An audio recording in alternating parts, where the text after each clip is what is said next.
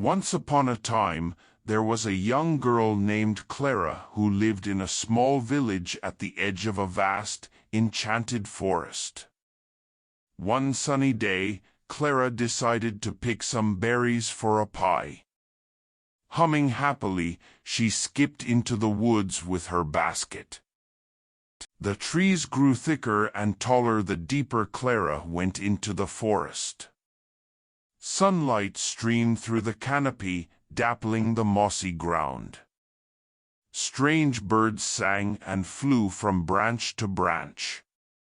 Clara tasted a juicy berry. It was the sweetest thing she had ever eaten.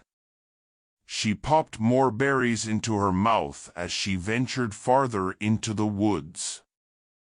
After some time, Clara realized she had wandered very far from home.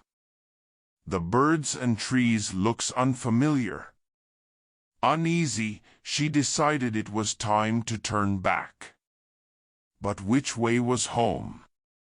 She spun around, but every direction looked the same.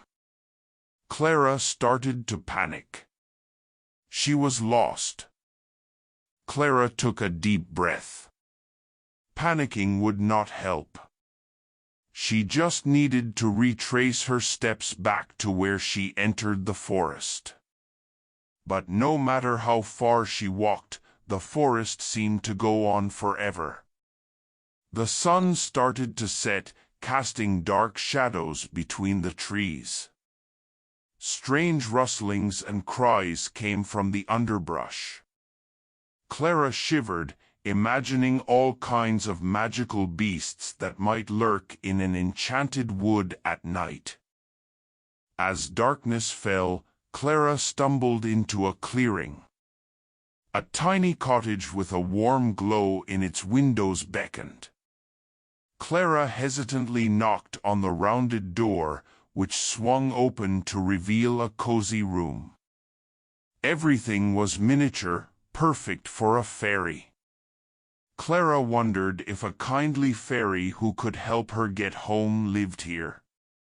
"Hello?" Clara called. "Is anyone home?" She peered into the next room, which held a long dining table set with platters of cakes, pies, fruits, nuts, and other treats.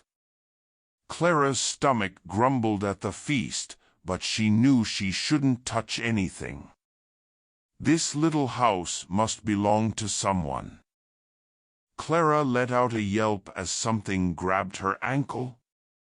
She looked down to see a family of foxes peering up at her. "Please help, we're so hungry," they cried. Clara's heart melted.